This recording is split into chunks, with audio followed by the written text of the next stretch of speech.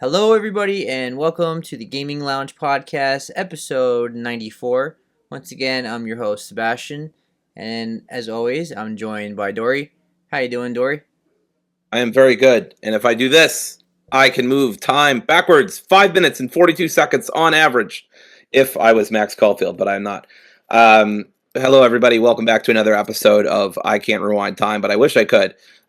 We are going to talk about a whole bunch of rumors coming out of Nintendo, as well as some Super Mario Galaxy movie news that they just kind of just put out there, which has huge implications, I think, but we'll talk about it. Then we're going to talk about the Xbox partner preview that happened a few days ago. Had some interesting games there, so I'm excited to talk about that. But the main topic tonight, is Life is Strange Reunion, which Seb and I have both finished in a matter of days because we are sickos like that. I think there's like 4 official actual reviews out, and there's probably more than that of actual critics on Metacritic or whatever who have beaten it. But yeah, it's still very early. We don't usually talk about games this soon after they release, but Seb and I are huge fans of the franchise. We're very excited to talk about it. I will warn everyone I'm probably going to get emotional because I love the game a lot. But Seb and I both had issues too, so we'll talk about that. So yeah, pretty interesting episode lined up. We'll get started with the Star Fox stuff. All right, so Nintendo news. I combined 2 different news together because it relates to each other. Because it stars Star Fox. So Star Fox is going to appear in the Super Mario Galaxy movie. He's going to be voiced by Glenn Powell. And this is exciting news for us Nintendo fans because it's another step closer to a possible Smash Brothers movie in the future. Now, because obviously the movie's going to take place in space, so having Star Fox appear makes sense. Although I kind of wish they didn't show this in the advertisements ever. This would have been a cool reveal in the movie. Yeah. But I get it because we live in 2026 and that would have been leaked and that would have been shown on spread around social media and people would take pictures of it, videos and stuff like that. So I get why they did it, and obviously it gets people in the seats because people love Star Fox. Yeah.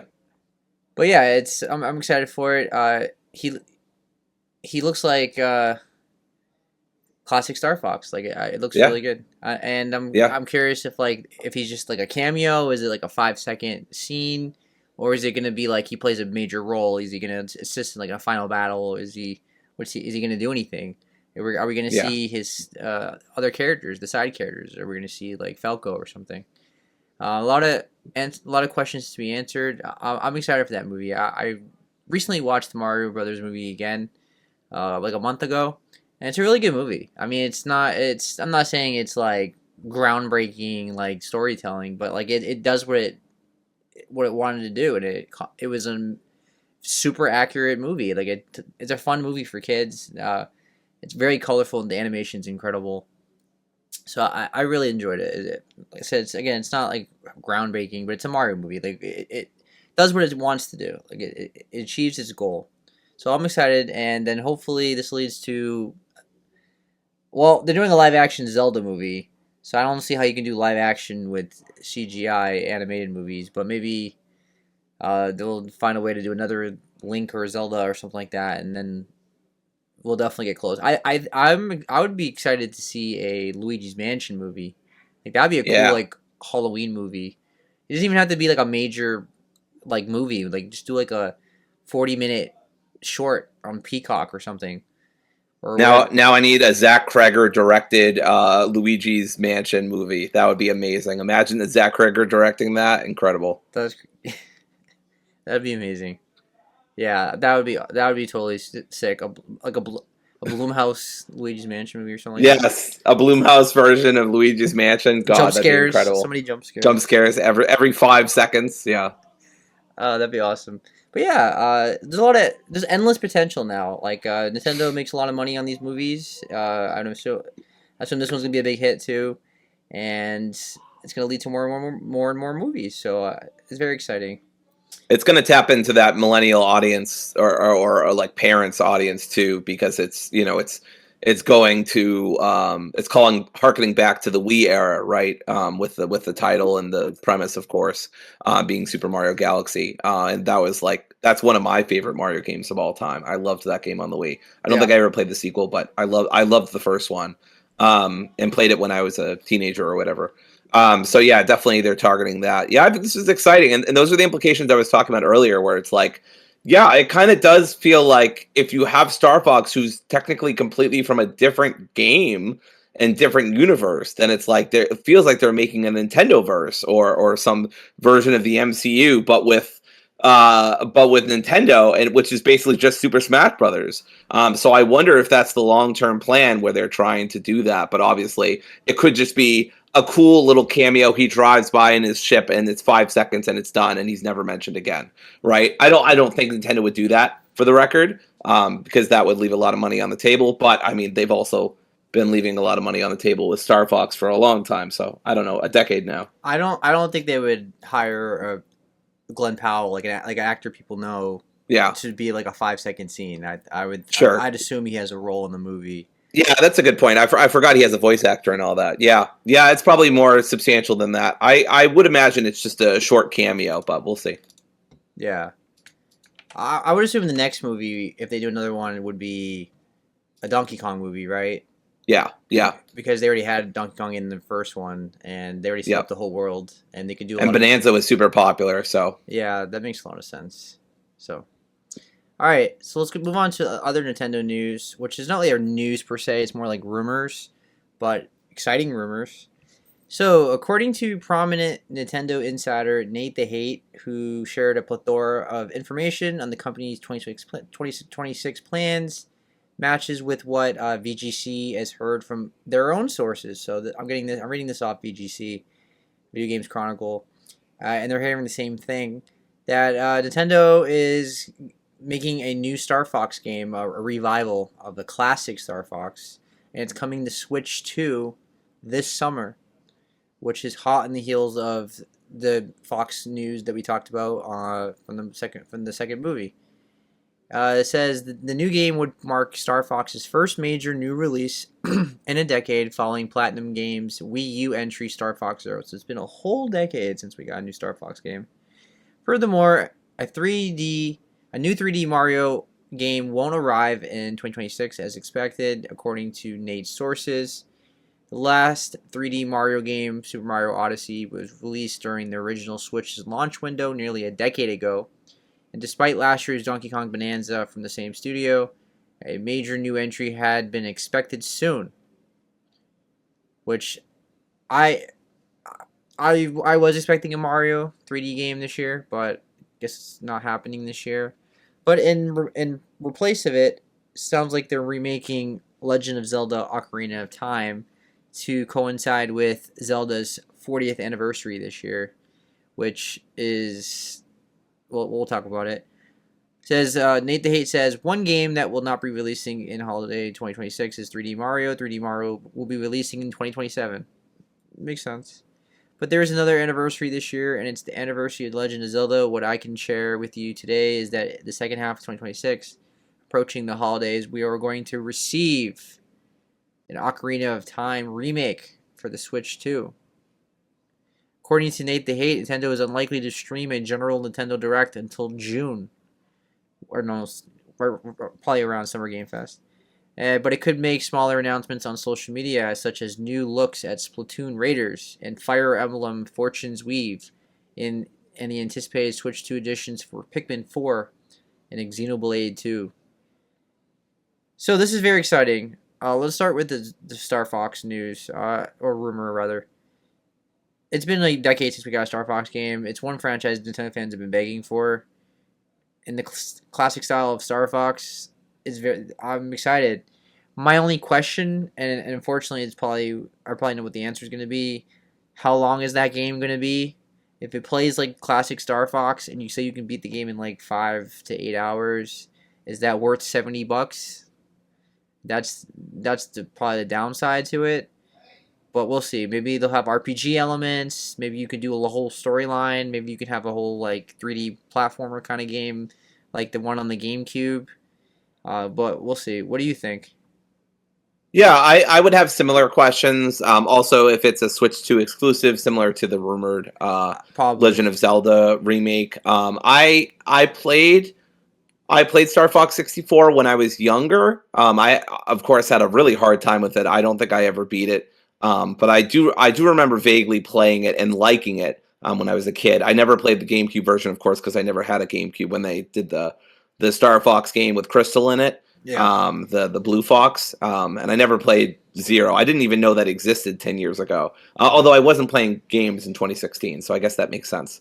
But yeah, I really like Star Fox. I mean, I mostly know Star Fox with Super Smash Brothers, which is kind of sad.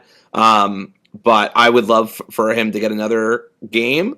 I don't know whether it'd be worth it to me personally to play a new game and a classic Star Fox kind of gameplay, like you said, at 7-8 hours or whatever, under 10 hours. I mean, they'd have to add modes, or I know they rumored the rumor is that there's going to be like online multiplayer, so maybe that could increase replay value. But there'd have to be some way to increase replay value, or to add modes, or have secret bonuses or collectibles or extras, like things to like really make it worth $70, $60, whatever. I can't imagine personally paying that, but I know Star Fox fans have been dying, and I think I even saw from some people on a server we share that like a lot of people don't think Star Fox Zero was much of a sequel or anything like that. So I don't remember being well liked, but I wasn't. I was. yeah, That was the time where I was not into Nintendo at all. I did the Wii U just completely lost me. The Wii right. actually lost me. I was really just not interested in Nintendo for like 10 years. I feel like the Switch is what That's brought me funny. I back. was I was all in on the Wii. I loved the Wii. I thought the motion control idea was so cool. Of course, then it got overdone to death, and then Nintendo themselves started not doing as well with it Yeah, as it went along. yeah, Obviously, their first party stuff was good, but even then, I mean, you had stuff like Skyward Sword, where like it was cool, but it yeah, felt a little gimmicky and yeah. finicky. I think the Wii came out right at the wrong time because that was right when like the 360 and PS3 came out, and I became a teenager, and I was more interested in Halo and Call of Duty and Left 4 Dead Yeah. and like more mature games, God of War. So I was just, I mean, I still loved Nintendo, like I love Mario and Zelda and things like that, and Pokemon, of course. But I really just played the Resident Evil games that were exclusive to the Wii and Pokemon games, and that was Oh it. man, we didn't talk about it last week. I meant to talk about it last week, but RE4 on the Wii was goated, man. Oh That yeah, was so cool. yeah. That's still one of the best ways to play RE4, but that's a whole nother subject. But yeah, the Star Fox stuff is exciting. I don't know what to make of it personally, just because I barely have any interaction or any history with the Star Fox series specifically. Yeah. Besides, again, vaguely remembering playing Star Fox 64 and being trash at it. On someone else's N64. I don't think I even owned it myself. Yeah. Star Fox, that is. But yeah, it's cool. Star Fox fans have been dying, so I'm glad that they're going to, hopefully, rumor wise, going to get something. Yeah, so I'm very interested in obviously in Ocarina of Time remake because Ocarina of Time is like top 10 favorite game of all time for me. I love Ocarina of Time. It's one of my first.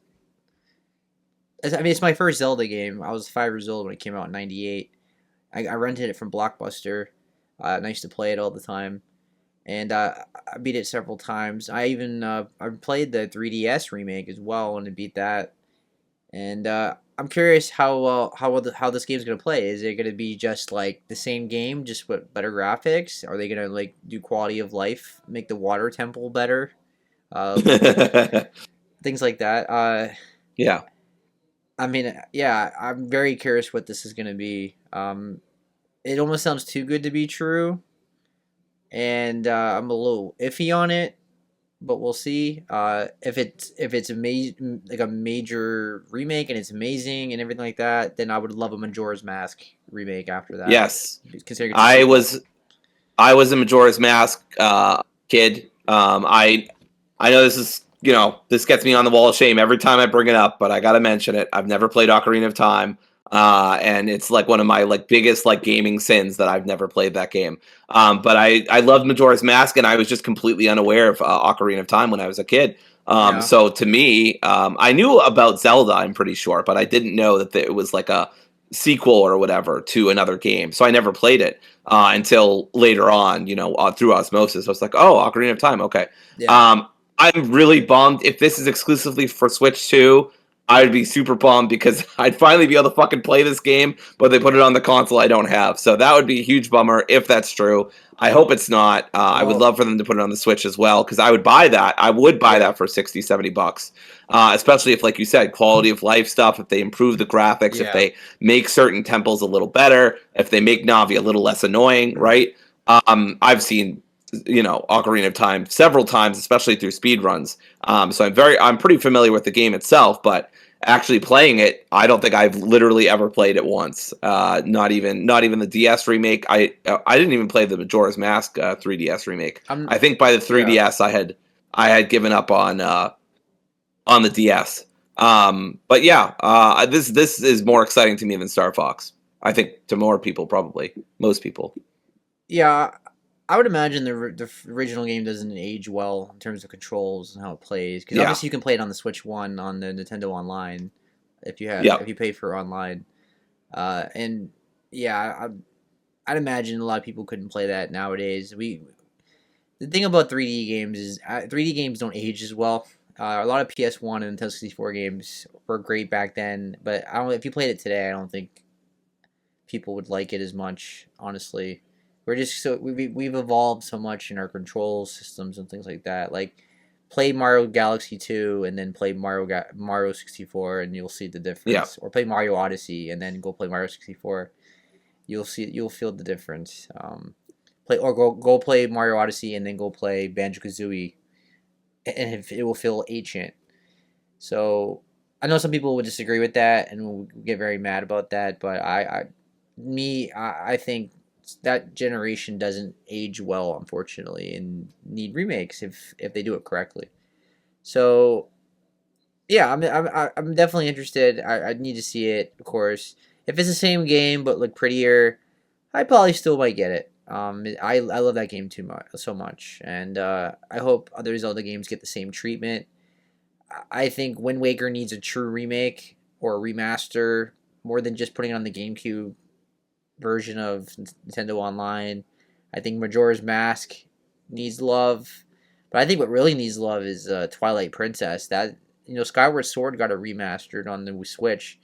I'm not sure why they've just completely ignored Twilight Princess, which from my understanding, people love Twilight Princess more than Skyward Sword. The Skyward Sword was kind of like criticized, right, for years. Like I feel like I mean, especially because and I think Skyward Sword is a great game. I went back when they did the remaster. I want to say I went back and I played it again, and it's still a great game. But man, I think the biggest problem with it, besides the motion controls, is the repetitiveness, because you do all the same areas twice, right, or maybe 3 times in some cases. Yeah. But you do the whole sweep of every single area, and then you go back and you do like a slightly different area or something like that. Plus the trials were very stressful. I still have those fucking guardians in my goddamn nightmares.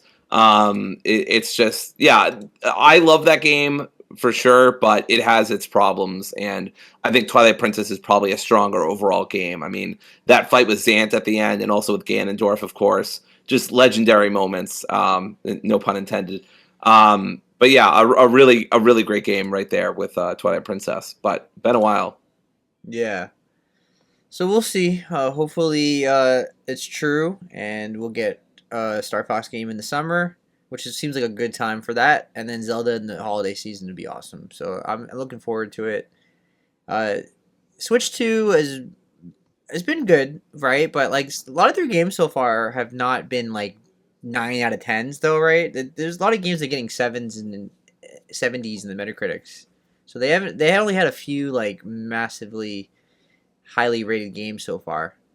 So we'll see. So far, Nintendo's kind of in that quantity, not quality stage right now. They're kind of just pumping out all their games. So, but I've had a good time with my Switch too. I get the price, but overall, I think if you have a Switch 2, you'll be happy.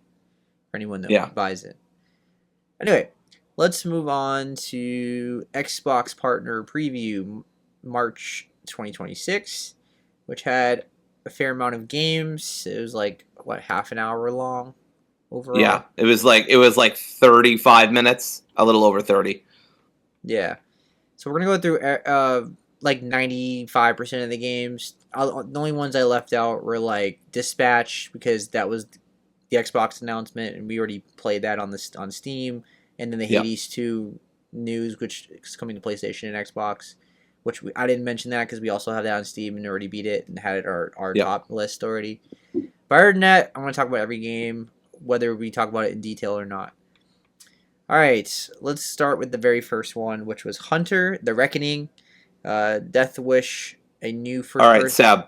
Yeah. Seb, be honest with me. Did you think this was fucking Blade at first? Because I did. No, I did not. Actually, you did not? Oh, okay. I was like, is this Blade? Is this Blade? But no, it's not. Anyway, go ahead. Sorry, I just really wanted to know. Yeah, so I was getting the feeling it was a vampire game, and but I didn't know what it was. So this game is a first-person action game set in the World of Darkness universe. Footage of the game, which is due out in summer 2027, follows a group of hunters as they track down a vampire masquerading as a cop, which they showed in the trailer.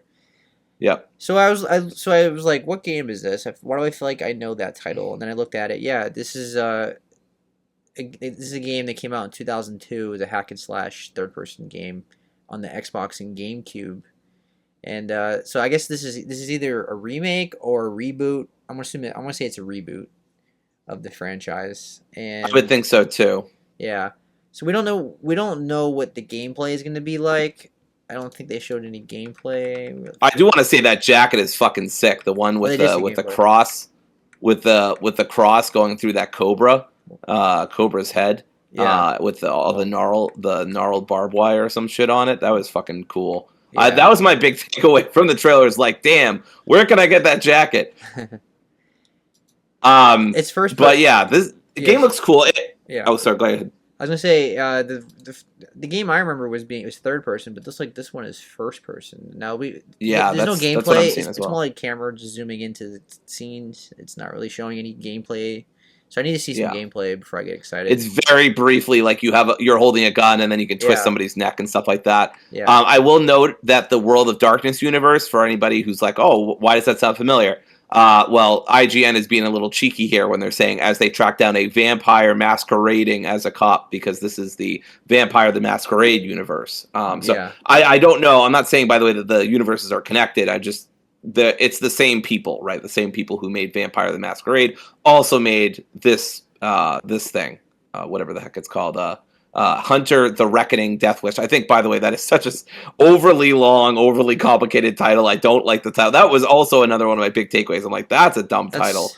It's so millennial. But, it feels like a 2003 title. I know. Someone standing on a cross. I guess it technically was, right? But yeah. Yes, I'm just imagining someone sitting on a cross and brooding on brooding with the rain and. Yeah, absolutely. But yeah, it looks cool. But like Seb said, we didn't have gameplay, so it's not on my list of games I'm looking forward to. I have no idea what to expect from this. That makes sense, because I thought my first thought was Vampire Masquerade, and then apparently this game has werewolves too, because obviously he's a werewolf on the cover. Yeah, they're kind of going Underworld with it, if you remember those. Yeah, absolutely. Yeah. That's what I was thinking of. I was thinking of the joke of standing on a cross and brooding. Oh, yeah. I hope everybody wears black leather and there's techno music and stuff like that. God, that'd be awesome. All right. We can probably skip Withering Waves, right? I don't think we have anything to say about that. So, but...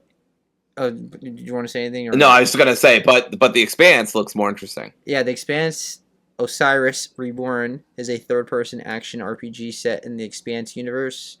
It was one of the few games we knew would have some presence during today's Xbox partner preview. They already revealed that it was going to be there. Owlcat Games stopped by the show to deliver a fresh look at gameplay while promising to deliver a beta on April 22nd of this year, with its release window now also set for spring of 2027. So The Expanse, I don't believe either of us have watched that show. I am going to watch it at some point, I feel like, because... I'd like to as well. I hear great things about it. It's definitely up my alley, so there's no reason I wouldn't watch it. Right. And then in terms of the game itself, best comparison I have to compare it to is Mass Effect. Like Yeah. that's pretty much the vibe I was getting. I know I've been a little frosty about this, being like, well, I'm not into the Expanse, so I'm not sure like how invested I am. But I don't know. This trailer finally moves me a little bit. Also, like well, to me, revelation, because I totally forgot that Owlcat is behind this. And Owlcat is well known as a publisher for doing really good RPGs. I'm not saying they're all winners, but I think that like they did Pathfinder, Wrath of the Righteous, which is very positive. They did Warhammer. They also did Root Valley, which is mixed. But yeah, they've got a good pedigree for doing RPGs. They're also behind that Shadow of the Road game that Seb and I are both interested in. But yeah, they're mostly famous for Warhammer and Pathfinder games. So yeah. I didn't realize that was them behind this, though. This is a very different kind of game for them to be doing. Because Pathfinder, of course, is more isometric, top-down, CRPG. This is obviously more of a Mass Effect, third-person RPG with squad-based elements. Looks like there's story-based elements, too. I like what I saw. The graphics look really good. The gameplay looked crisp. I personally didn't see a lot of stutters or FPS issues. I could have missed them because I always do. But it looked pretty good to me. And it had space combat a little bit, or space flight anyway. Yeah, it kind of gave me Republic Commando kind of vibes from the mid 2000s with the squad based stuff. But yeah, go ahead. Yeah, the gameplay didn't like blow me away. Like it looked like Mass Effect's third person combat, which is totally fine. It wasn't like super fluid, but it was fine. And it's obviously going to be more of an RPG than an action game, so it's not like combat's not everything. This looks like Mass Effect, and that's exciting. Mass Effect minus like aliens. Like I'm sure there's maybe this universe has some form of alien life, kind of, but I didn't see any like humanoid aliens. But yeah, I'm very interested. Yeah, it looks like there's going to be some story-based decisions too, because there's one point where he's on like a comm or something like that, and you have choices about what you can say. Like the one that they pick is "Cool guys don't run away from problems," but there's other responses you can do. So yeah, I wonder how much of the story you can influence through those choices, or it's just flavor. Yeah, and it's coming to Game Pass day one as well. Yeah, so I'm definitely gonna at least give it a shot. All right, let's move on to Grave Seasons, which is developed by Perfect Garbage and published by Blumhouse Games. It's a cozy farming game, but it's also a horror game. It's a farming sim with the dark twist. Where have we seen that before? Yeah, right. And it's coming out on August 14th of this year, and a demo is coming out soon. So there's actually 11 minutes of gameplay on YouTube if you want to watch it. For me, my opinion is the same as the other game that we saw that's like this. I'm not typically a fan of farm sim games, so even if there's a horror element that's cool, it's not really for me. I'm looking at the gameplay. This is not really for me personally. Yeah, I'm with Seb on this. I'm also not really into simulators or farm simulators. I do think the art style is very cool. I think the developers have an excellent name with Perfect Garbage. That's great. Interesting that it's developed by Blumhouse Games. We were joking about Blumhouse earlier with Luigi's Mansion. But yeah, for me, this is not interesting in the same way. I can't remember the other game that we're talking about that has a similar vibe or similar thing. But it's also a cozy game, but with a dark twist, which I feel like is becoming a thing now. Which I think is cool. But yeah, we've seen it before. Right. All right. Let's move on to Serious Sam Shadowverse, which is the next Serious Sam game, and it looks like it takes place in the multiverse of Serious Sam's because it has like every Serious Sam from all the games, like literally next to each other, and they're all fighting monsters, and that's pretty much the whole game. So it says in the first trailer we see the franchise's explosive gameplay return as Sam Stone, and he works with alternative versions of himself to once again battle mental, and this is coming out to everything in this year. What did you think of the gameplay? We didn't see that much, but you get the gist of it. What kind of game it is, anyway. Yeah, I thought it looked cool. I've never really been into the Serious Sam series, but of course I do like boomer shooters and I do like FPS. So I enjoyed what I saw here. I thought that what's funny is I was like trying to watch the trailer and I accidentally hit no on whether I'm 18 or not. So now I can't watch it. But I liked what I saw from it. It looked fast paced. It looked intense. It's a Serious Sam game. I remember watching Team Four Star play Serious Sam like 15 years ago or something like that.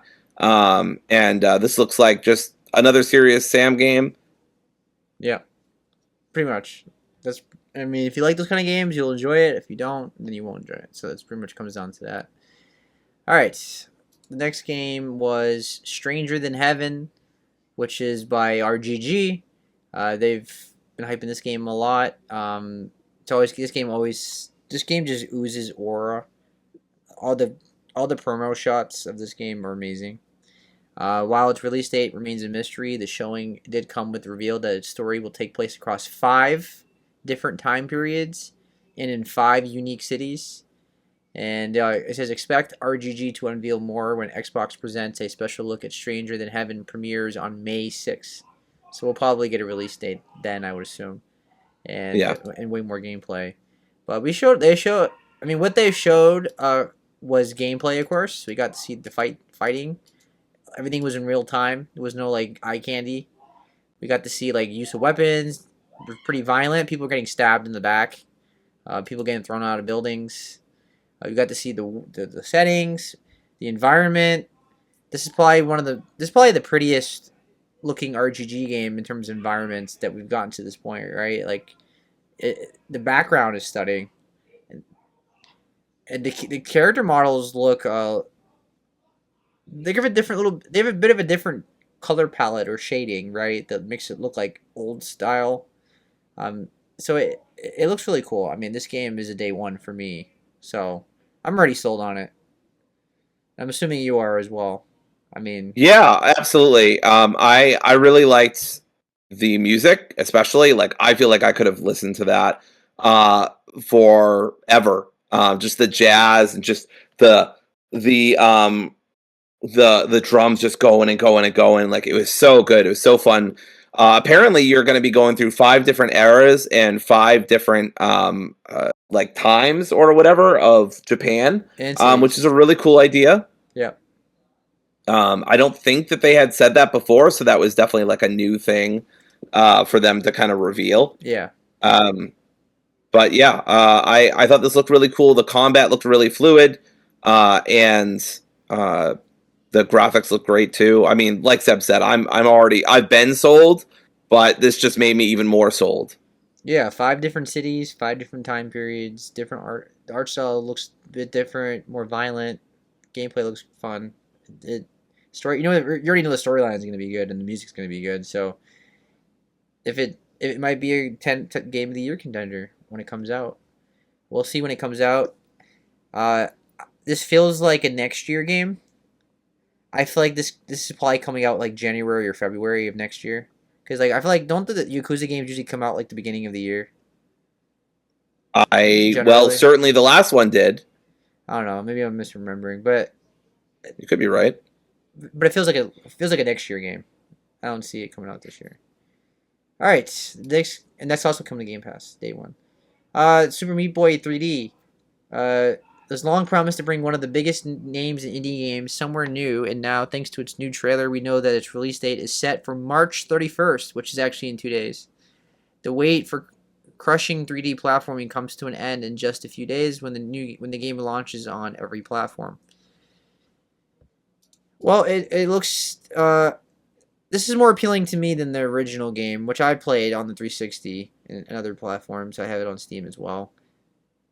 I just like 3D platformers better, and this looks definitely hard, but it looks more manageable than the original game. The 3D space looks just easier to navigate, so I imagine this game is going to be easier than the original game, but it's still going to be hard as heck. That's the whole point of the game, though, right? It's to die a lot, but you respawn very fast. This appeals more to me than Dory. I'm not saying I'm day one or anything like that, but I will definitely play this game at some point. So, but it is coming to Game Pass day one as well for anyone that's interested. Dory, I'm not gonna speak for you, but I'm assuming you have no interest in this, right? No, but I am concerned about the man in this trailer, and I do hope that nobody called the police because this man is very upset. This man's like me when I get beat for the 5 millionth time by old man Xehanort in KH3 on critical without any healing. Yeah. God, fuck that fight. But anyway, yeah, that not for me, not for me. But much respect to anybody who's able to play and beat that kind of game. Yeah. All right, the next game is much more appealing to Dory, which is Forever Ago. Which as soon as I saw the visuals, I knew it was the Annapurna game. They just love that visual style, and it looks like a narrative game. It's a narrative game from the minds of Third Shift and Annapurna Interactive. Revealed more about how it will let players step into the shoes of Alfred as he embarks on a road trip adventure. Today's trailer teases just flashes of moments of loss and regret ahead of its launch for every platform. And it's coming out fall of this year. Well, the art style we've seen many times at this point. The visuals, we've seen the road trip style gameplay as well. We've seen but you know what this kind of game is going to be. It's going to be emotional. It's going to be well written, probably. It's going to be slower. It's going to let the dialogue do the talking. So this game pretty much comes down to the writing. If the writing is good, it'd probably be a good game, right? It's a narrative game, so I'm assuming this is for you, Dory. This is absolutely for me. This was the first new game that I was like, yes, like this is definitely something I'm very interested in, and I really enjoyed what I saw here. It's got kind of a cheek deco and like kind of look to it in the old, like in the flashbacks. Yeah. There's going to be like a love story here. You're going to be able to get your camera out. I mean, fuck, I might as well be playing Life is Strange at this point. No, I'm kidding. Yeah, it's got a very basic kind of art style, but I really like it. It's very expressive, and like the colors are very full. I don't know. I'm not like an art critic or whatever, but it looks very pretty. I like pretty things. Pretty is nice. It is pretty. And so yeah, it says following a tragic stroke of fate, Alfred embarks on a journey north in search of redemption in a single-player road trip adventure, and I have just wishlisted it. So. Yeah. This game comes down to the writing, like I said, and the length, yes, and things like that. If it's not too, if it goes too long, I'm gonna get bored. But if it's the perfect length, I'll probably enjoy it. I do like me some narrative games, as we'll talk about in the last topic. So, yeah, I'm probably, I'm gonna say I'm definitely day one, but I'm definitely like gonna play this at some point. Yeah, this is the kind of game that you'd probably buy, and then I would just. I'm probably day one on this, depending on reviews. Yeah. All right, Ascend to Zero. One of the more breakneck gameplay videos from today's stream arrived in the form of the new Ascend to Zero trailer, now set with a July 13th, 2026 release date, and it's coming to PC and Xbox. So let me pull up the trailer. It's like a roguelike, it looks like. Yeah, so first of all, it looks like a time-based roguelike. Yeah, roguelite, top-down view. The dialogue is like, chat boxes. Yeah, that's pretty much the game. It's isometric, it looks like. And you beat the clock.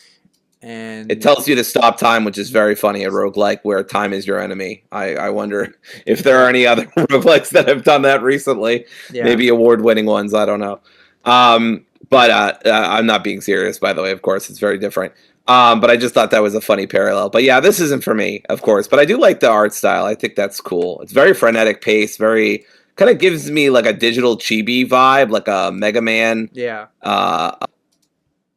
network, Battle Network vibe. Yeah, that's what I was getting. But yeah, not for me either, personally. Yeah. Looks like a good handheld game, though, if anyone does a handheld. All right, Alien Deathstorm. The Atom Fall and Sniper Elite team at Developer Rebellion is back with another atmospheric first-person adventure, Alien Deathstorm. This aptly named title gave players a sneak peek at the violent weather and swarms of aliens that will threaten their survival when it launches 2027. So this game looked really cool. I mean, I love the visuals. It was giving me like Doom 3 vibes. That's what I was giving. First person view. The gameplay looked clean and solid. The visuals look good. The atmosphere was good. This might be a day one for me, potentially. I'm on the total end of the spectrum. This did absolutely nothing for me, just because like I didn't really see anything interesting from this trailer. In fact, when I got to the end, I was like, "That's it." Like, I don't know. I just didn't feel like it showed me much, but I also didn't know this. I didn't realize this was Rebellion. I think I was looking away from the TV for a second. So it does make me slightly more interested. I just need to see gameplay. I know we say that all the time. I just need to see gameplay. I want to see what's going on here. Is this more survival? Because if it really leans to survival, I'm not interested. But if it's just like some survival mechanics, that's fine. I don't mind. I kind of... I hesitate to say this, but I mean, I love The Last of Us, and that has the first one at least has some survival aspects to it. What do you mean by survival? Just the crafting and resource management, item management. I wasn't getting that. This feels like survival horror more than that. Did it say that it's survival? I don't get any resource management from this. I just thought because of the storm element that maybe there might be like you have to, you might have to like, I don't know, like manage your resources and stuff like that. And I was just wondering how stringent that's going to be, but that's speculation. They didn't show enough for me to really go off, but yeah. But yeah, I just want to see more. And I liked Adamfall. I thought it was a good game, not a great game, but a good game. Yeah. And so I am interested to see more from this publisher or developer. Yeah, this looks different than Adamfall because Adamfall was like open world and vague, and you had to like you have to like figure out where to go using documents. This looks like a pure action game. It looks a lot more linear. So we'll see. But I'm very excited for what I'm seeing so far. All right, Frog Squad, which is a self-described friend slop co-op game, and it's coming to Xbox. While today's trailer gave fans a new look at how they'll be able to use their tongue to solve puzzles and mess with their friends, it also narrowed its launch window from 2026 to sometime in June. Did this do anything for you, Dory?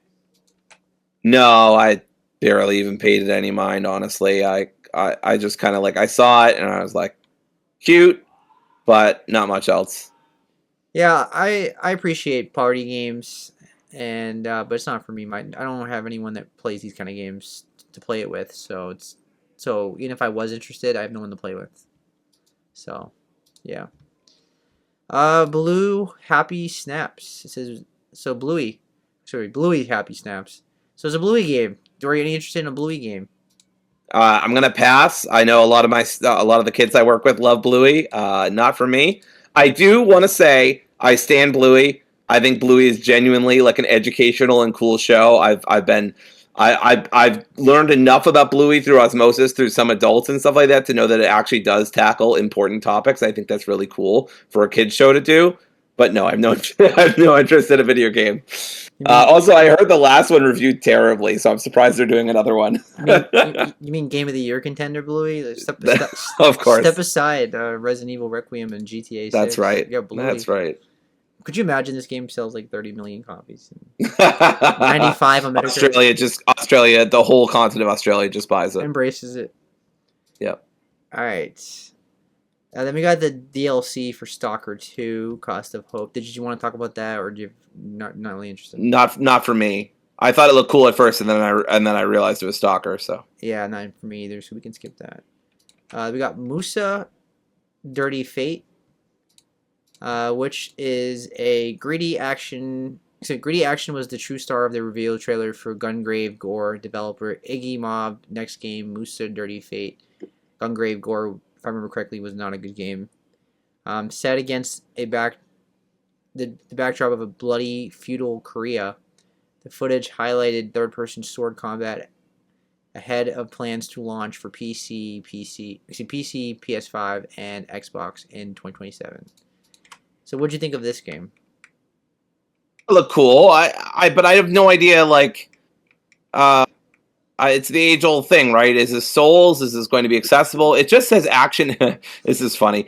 Action, adventure, and action adventure is on the Steam page for it. It says fierce action game set in 17th century Korea. during an age of famine and chaos. Fight as a fallen warrior using sword and bow to battle demons, corrupt factions, and colossal creatures. So it kind of gives me like Neo vibes or Onimusha vibes. Yeah, I'm not getting Souls vibes here from what I'm seeing. Yeah. So maybe I don't know. It looks more like too fast paced and action packed to be that. I mean, look, the gameplay looks fun.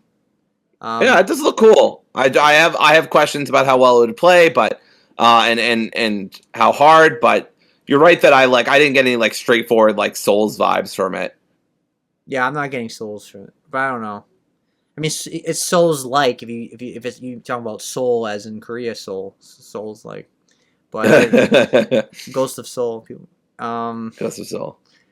Yeah, I mean, I need to see more, of course, but so far it is my interest, and I'll put it on my wish list. All right, The Eternal Life of Goldman, which I've talked about plenty of times. Very interested in it. It's has very memorable visuals. It's a platformer, and I've seen it at like multiple shows at this point. And this one, they got to see more gameplay, Metroidvania, but like cool mix between 2D and 3D art, Cuphead vibes. The animation's gorgeous. The world is gorgeous. This animation's incredible. This is the game that they showed where I'm like, I really want to play this game. Like, this game looks so fucking cool, but it's a Metroidvania, but maybe it's not like endlessly difficult. I don't know. It looks challenging. It looks hard. I think it's it looked hard, especially the boss fights, but it's so pretty. If difficult, why pretty? Just makes me sad because I really want to play this game. I really want to play this game, but Metroidvania kind of harshes my vibe. But God, this animation is just beautiful, and the combat looks cool and fun. I don't know. It is coming to Game Pass, so maybe I could try it, and then I'll just get or it just says Xbox Game Pass though. But yeah, I don't know. Maybe you'll buy it, but I don't know. It's a Metroidvania, so it's kind of not up either of our alley. Yeah, the only problem is we're still not getting a release date. That's right. Yeah, it comes out this year, but I'm getting Hollow Knight 2 PTSD again. Unfortunately. Yeah, that's fair. Yeah, this game basically looks like Cuphead and Hollow Knight 2 combined, which is an amazing combo. So I'm very excited for it, of course. But we'll see. Like I said before, when I beat Mio, and that the visuals in that game are awesome too. Metroidvanias burn me out. I can only play like maybe 1 or 2 a year. So that'll be like there's only a few Metroidvanias I'll play this year, and this would be one of them if it comes out this year. All right, Vaunted. That is a new game that promises tactical RPG gameplay, unreliable narrators, and unique alien characters. It's due out on Xbox and PC sometime before 2026 comes to a close. Any opinion on Vaunted? I don't know what to think about this game, honestly. I kind of watched it, and it happens, and I was like, cool?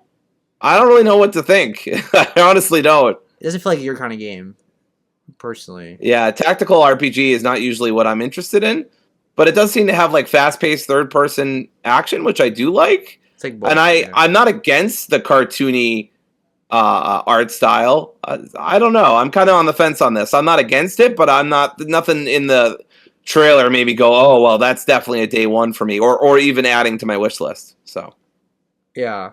It's giving me WildStar vibes, but you probably don't know what that is. But it was an MMO that I have no idea. It was an MMO that had a cool art style, and then it died.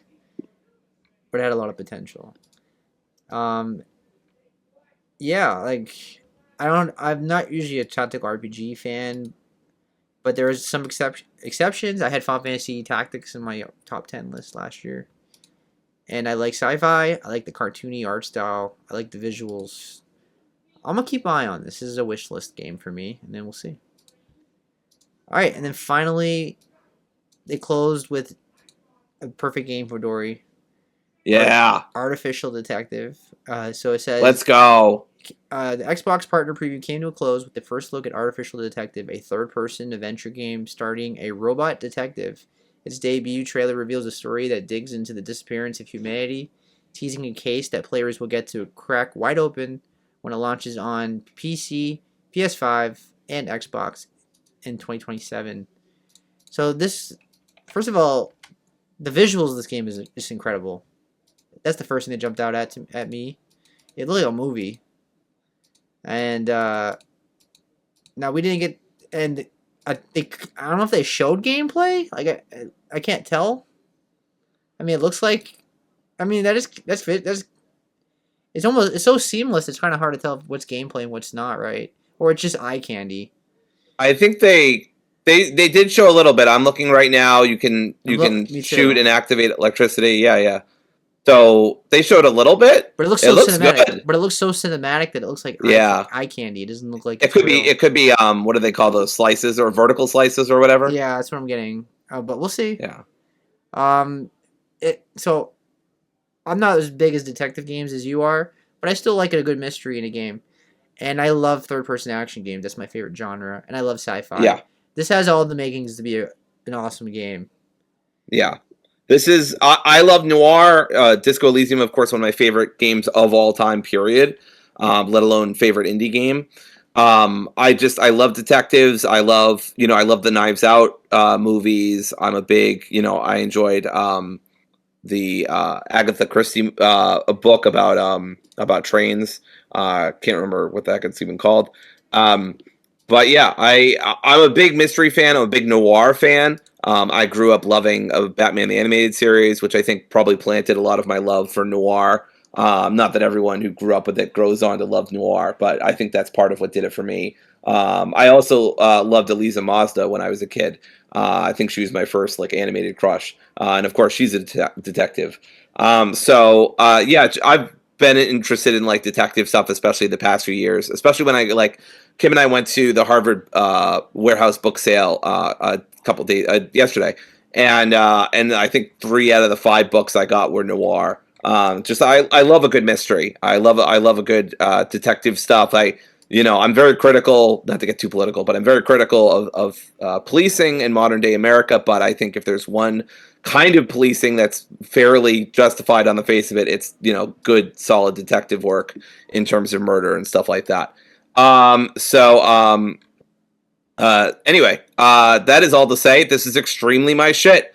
This is detective. Obviously, this is sort of post-apocalypse. Love that. Third-person action. Love that. Seb, did you think this guy kind of reminded you of Handsome Jack? Because I kind of got Temu Handsome Jack vibes from this guy. But yeah, I'm still excited. It's the hair. Yeah, I think it is the hair. Absolutely. It was also his snark too, but yeah, I'm very excited. The audio this looked great. The audio mixing was a little off. I noticed. Could be the video, but it was a little off. And some people are saying it was made with AI, and I can kind of see that, but I'm not sure. I'm not. I didn't get any AI stuff. It fits the title, but yeah, that's true. No, it's in the gameplay parts, when you know AI, there's movement in AI. There's kind of a blurriness to the edge. I'm kind of seeing that, but I'm not accusing them of using AI because I don't know.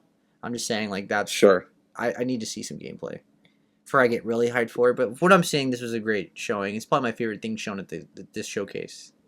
Yeah, this was probably my favorite thing as well, unsurprisingly. But yeah, it looks really cool. It's definitely on my wish list. I'm not saying I'm day one. Maybe we see gameplay and it looks really janky, or some AI bullshit comes out and I just drop it. Because if I'm willing to take Expedition 33 off my Game of the Year list, I'm not afraid to do the Artificial Detective. But anyway, yeah, what I see, this looks great, and I'm really excited. You know me, also, I'm a big sucker for the whole kid is lost, adult has to shepherd them, they form a relationship. Obviously, again, going back to The Last of Us, I love those kind of things. So, yeah, this was a great finish. I thought this was a good show overall. Maybe not great, but good. Yeah, it was solid. It was a 7 out of 10 for me kind of game show. It was pretty good. I would say there was nothing oh my god, I have to play this, except for Stranger Than Heaven. But I was already sold. Right. I was already sold on that. So, yeah, not every show needs to be incredible, so I'm happy. All right, let's get to the final topic of the night and the main topic, which is Life is Strange Reunion. As Dory said, we both beat the game in a couple days. This is not a long game. I beat this game in like 9 hours, and it says 12 hours, but I think 3 of the hours was like I had the game paused and I had to go do something. So it's really more like I probably beat the game in like 10 hours, maybe. Yeah, I want to say I beat mine in like pretty much 10 hours as well. Yeah.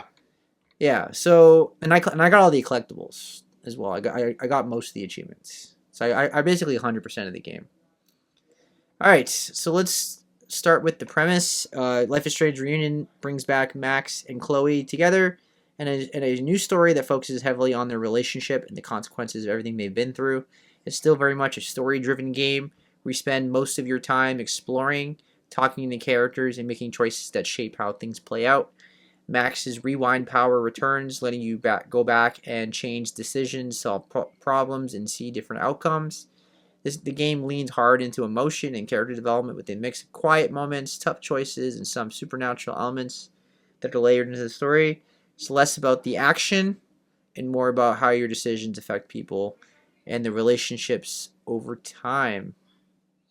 And then, Dory, you put a note in the premise part, so.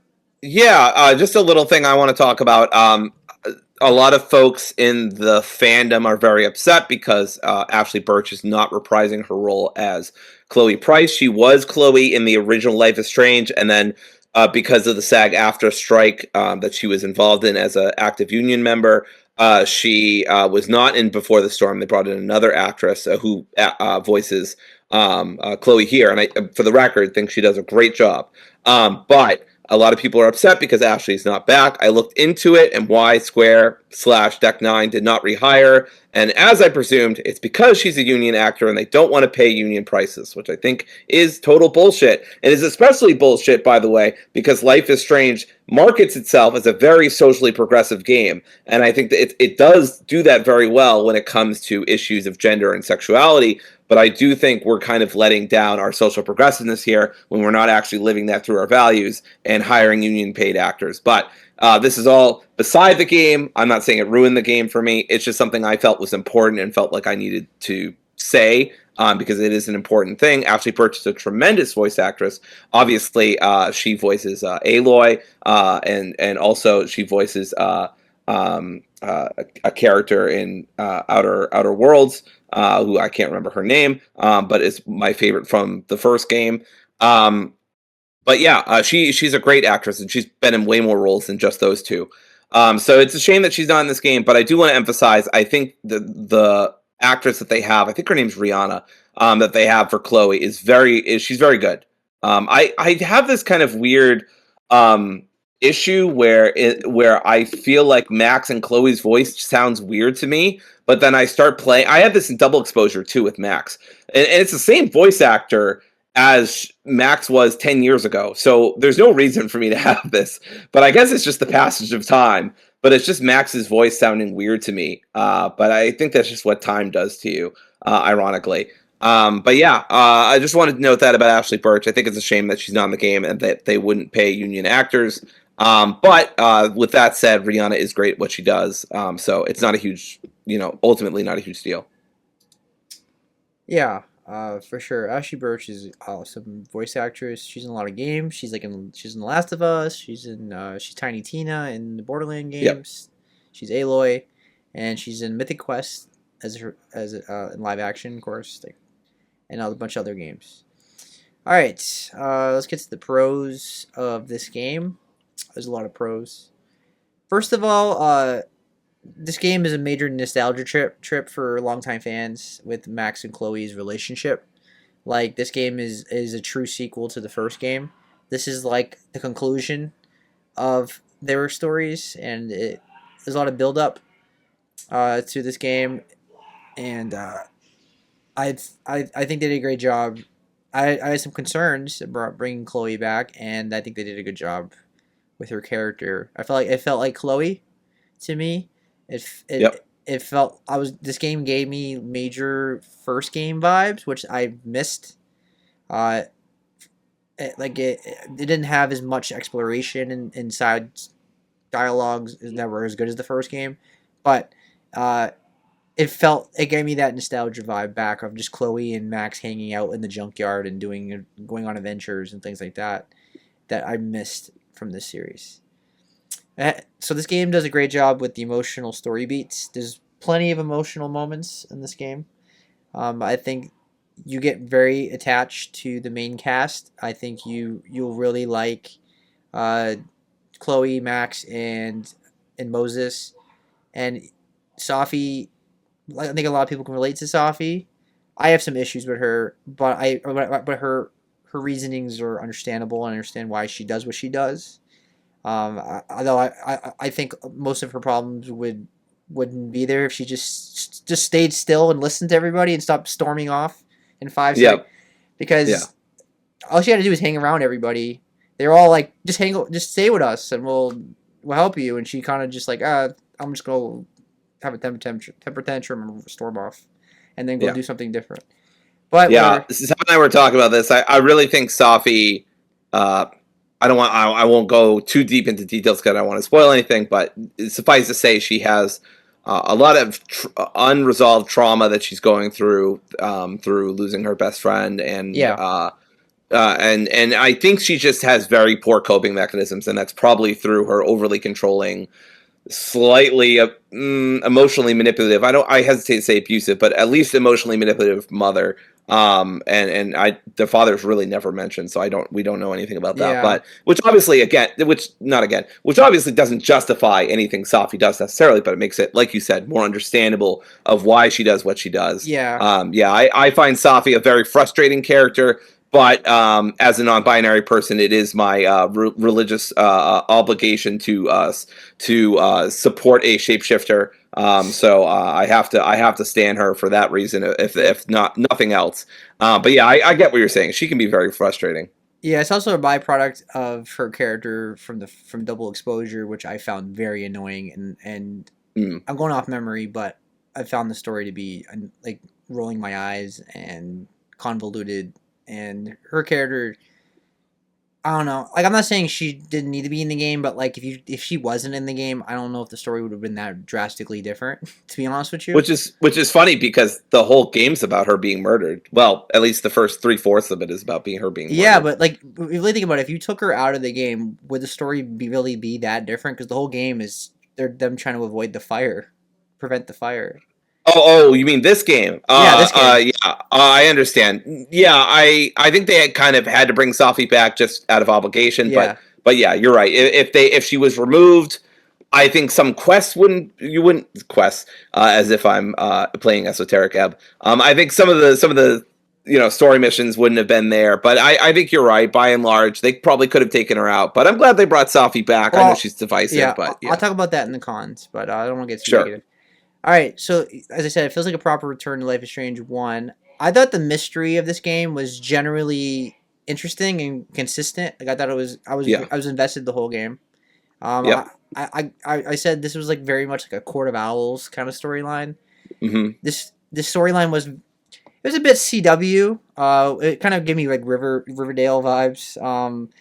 Teeny season 5, season 6 Riverdale, when things absolutely go. I haven't watched the show, but I know I've seen YouTube videos where things just go absolutely bullshit insane. I love it. Yeah, like where I won't say what happened, but there's a murder, there's a secret, people are covering things up, and that kind of thing. I thought it was a good story. The mystery was good. I was invested. I was invested in that. There's a lot of secrets, and there's more obscure things that affect the story, so there's a lot of replayability in this game. There's different endings and things like that. It's pretty normal for Life is Strange to have different endings. The story is like laser focused. I guess like right to the point. This is definitely a more streamlined Life is Strange game, where there's not as much exploration and set pieces. Like, you're only in a couple set pieces for the most part. You're usually on the front yard of the campus, or you're in the bar, and that's pretty much it. Or in the observatory, right? You're really not in that many locations. There's only one unique location, which I won't spoil, where like there's like a party and stuff that was really cool. But other than that, I think it literally is, according to How Long to Beat, this is the shortest game. Yeah. Like the original Life is Strange is 14 hours. Life is Strange 2 is 16. Before the Storm is 10. I didn't realize how long that game was. Double Exposure is 11. True Colors is 10. I mean, it's not that far off. Yeah. Obviously, it's longer than Wavelengths, but that was a DLC, so that doesn't really count. Yeah, but yeah, everything is streamlined. There's barely any exploration in this game. Like the side dialogue there's not that much. Everything is just like the whole focus is like the main story, which I actually liked. It's not perfect, and there's some problems with that I'll talk about in the cons. But yeah, this game is definitely very laser focused. It's mainly about stopping the fire and Chloe and Max figure out how the heck Chloe is alive, and that's pretty much the whole game. All right. I think the dialogue is much better in this game than like previous games. I think they've come a long way in the writing. Like the first game, as much as I love the first game, you could tell like English wasn't their first language. And there was a lot of like forced millennial California slang and things like that. Hella, all that. No, Chloe, Max, and all them feel like real people, and they talk like real. The dialogue is very clean. Like I think the acting is good and strong, and I think the writing's strong in terms of the. Yeah, I added a note here. I said I think I can count on one hand, and honestly, I just mean like one finger, the amount of times I rolled in this game at a cringy line, which has got to be a new record for a Life is Strange game. And generally, by the way, I love the cringe because like I've been meaning to say this, but like I think one of the things I love about Life is Strange so much is how much of like a genuine, corny to some extent game it is. I don't think I've made this parallel before, but like it's kind of like Kingdom Hearts. Like what I love about these games is that they're so freaking earnest about their wholesomeness and about like what they are trying to communicate to their audience, and they're very blunt and forthcoming about that. They don't try to beat around the bush. They're not trying to like. It's very obvious what they're trying to say, and they mean it with their whole heart. And I love that because so much of our society and so much of like gaming, especially, is all like, oh, we're gonna be so funny and like we're so irony poisoned. Like everything's got to be an ironic joke. Like we don't mean anything we say. But like Life is Strange and Kingdom Hearts by extension, like are some of those few series that are like, no, like we really mean what we're saying. We're really earnest and honest about it. Yes, you can think like, we're corny or whatever, and sometimes we're a little cringy, but like we embrace that as part of our identity and who we are, and I think that's really cool. So yeah, I thought I completely agree. I think the writing is much more natural here. I actually enjoyed the dual protagonists with different gameplay. Max can rewind time again. She got her original powers back. No more dual timelines merging together. We got old school Max with the rewind time feature, and we got Chloe's back talk feature again. Now I have some issues with Chloe's back talk because I don't think it's in the game enough, unfortunately. But we'll talk about that in the negatives. Picking the dialogue between Chloe and Max at the same time while they're talking to each other was a cool mechanic, and it was definitely unique. And I thought it flowed very well. I actually quite enjoyed it. I thought it was a good touch in this game. What do you think? Yeah, I completely agree. At first, I was like, wait, what the hell's going on? But then I realized, obviously there's a little pop-up and you can see the icons and stuff of who's talking when. Yeah. But I thought that was really cool and in a good way to make it feel like you have a say in how both sides of that relationship change and moves throughout the game after a decade apart from each other. I thought that was really cool. I also like that it let you pick your story choices from past games to determine how your story goes. I thought it was pretty easy to understand and streamlined, and I thought that's what I picked. Like even though I haven't played Life is Strange in a long time, like I remember exactly what I did and everything like that. Yeah, same. And I know of course I sacrificed Chloe for arcade beta because I don't believe in sacrificing hundreds of thousands of people for one person. Just not me. It's interesting. I read at least from one site that, and I did the same, by the way. It's interesting that the whole game changes if you had done. Well, I hesitate to say the whole game changes, but a lot of the dialogue changes. Of course, if you sacrificed Arcadia Bay, it deals with Max dealing with her guilt and a lot of her regrets about what happened to Arcadia and trying to move forward despite what she chose. So I also cannot justify that ethically. But I think even if you just wanted to role play that, like I think that's a really interesting story to tell too. But yeah, I went with the whole should you be dead? I'm sorry, what the hell's going on here? Yeah. I mean, it's about the same story anyway, because like either way, Max has guilt. She has guilt that Chloe's dead, or she has guilt that the whole Sure. town died. So, I guess the difference was that Max went on the road trip by herself and grieved, while if you did the other one, she hung out with Chloe, but she was depressed the whole trip because she felt guilt Yeah. for everybody dying. Because in my playthrough in Life is Strange, her love interest was Warren, not Yeah. Chloe. I never viewed Chloe and her as I don't view them as a couple. I just don't. I think they're the best friends, like sisters. But I never. And that's just my opinion, but I've never viewed them Sure. romantically. I'm just want everybody to know after this podcast is over, I'm gonna have a word with Seb about this. Nah, no, I look 10 years ago, I was still kind of figuring out my identity and stuff like that. And I think Life is Strange was a big game for me in that way. But I also picked Warren back then and did not quite get or see what they were doing with Chloe until towards the end of the game. This time I feel like I redeemed the sins of my past for all those Price Field chippers, and of course brought Chloe and Max together, because I could totally see, by the way, in all seriousness, I could totally see Seb's interpretation and other people's, that they're best friends, they're kind of like family to each other. I think that's completely fine. To me, I think that their connection is so deep that it does transcend that. But I mean, it's all different kinds of love, right? I think they do love each other, and whether you interpret that as romantic or not is equally valid. But I mean, one is objectively correct, and it's the one I picked, of course. Well, the thing is, I had her in a relationship with Amanda in Double Exposure. I did too. And yeah. I thought they had a great relationship. And as much as I enjoyed that they retconned, like, everybody knowing her secret that she had powers, and then coming up with some, I guess it really is a bullshit thing. Oh, Storm Amnesia. But yeah. I know they're just retconning Double Exposure because a lot of people hated that game. But I thought, to me, in my head, Max moved on with her life, and and then dating Amanda. So it's not that, like, I think Max is straight, because I think Max is bi, but sure. I just think she moved on with her life with another person, and Amanda's a great person and really good for Max. I agree. I love Amanda. So Chloe coming back in her life, and then like Max and Amanda not being together anymore just because, I don't know, amnesia, or they broke apart. It was off screen. They had a reason. They had a reason, because Amanda didn't forget. So the reason they gave, and trust me, I paid close attention to this because I was like, what the fuck's going on? Why am I not dating Amanda?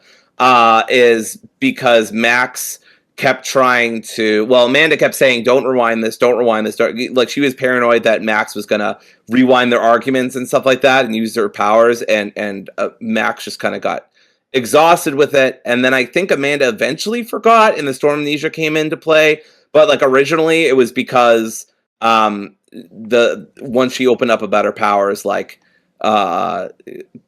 she just wasn't happy, like, or it wasn't a happy relationship, and so I kind of understood that. Yeah, I do remember them saying, like, why. I just didn't like that it was off screen, and like, I thought. No, I was just about to say that. They do this in every Life is Strange. Whenever you make a romance choice, it's like they broke up off screen. Like, it's like that fucking Simpsons screenshot where it's like he went back to his home planet. Why? What?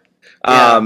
But yeah, it's kind of frustrating. Because I'm not saying I need a love triangle, but it would have been more interesting if, like, Chloe comes back and she's dating and Max is with Amanda, and then that complicates it. It's funny because Chloe has more interactions with Amanda than Max does. She barely talks to Amanda. Like, Amanda's she barely talks. That's one of my cons of this game, which I'll talk about. But yeah. And Amanda had a comedy set, and I wanted to watch it, and they told like one joke, and that's it. And I'm like, what the fuck? It wasn't even funny. That's such a ripoff. It wasn't even funny.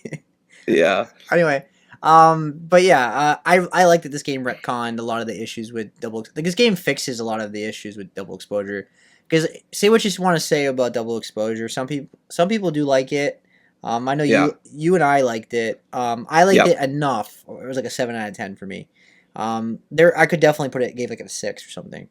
I definitely think it's the worst Life is Strange game. It definitely felt rushed. It had a lot of issues. The writing fell off the cliff in the second half of the game. I didn't like the writing at all. I thought Sophie was an annoying villain.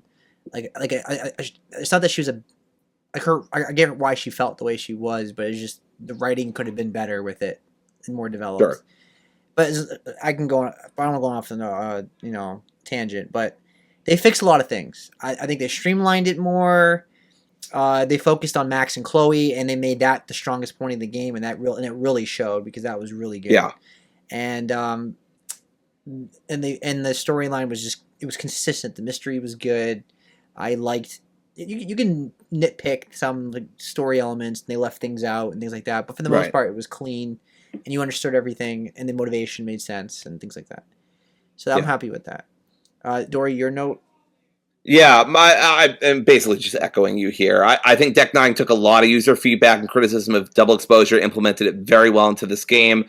I think this is a much better game than double exposure. I feel like I'm in the minority with this one, where I thought it was a great game, not a very great game, but a solid game overall that I had a lot of fun with. What's that? A Starfield 8. Yes, it more or less was a Starfield 8.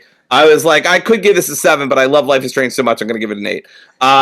But yeah, it kind of was a Starfield 8, I hate to say. I agree with Seb that towards the end, some of it just felt, just rushed and just not great. It was very convoluted. There were some issues. It was very convoluted.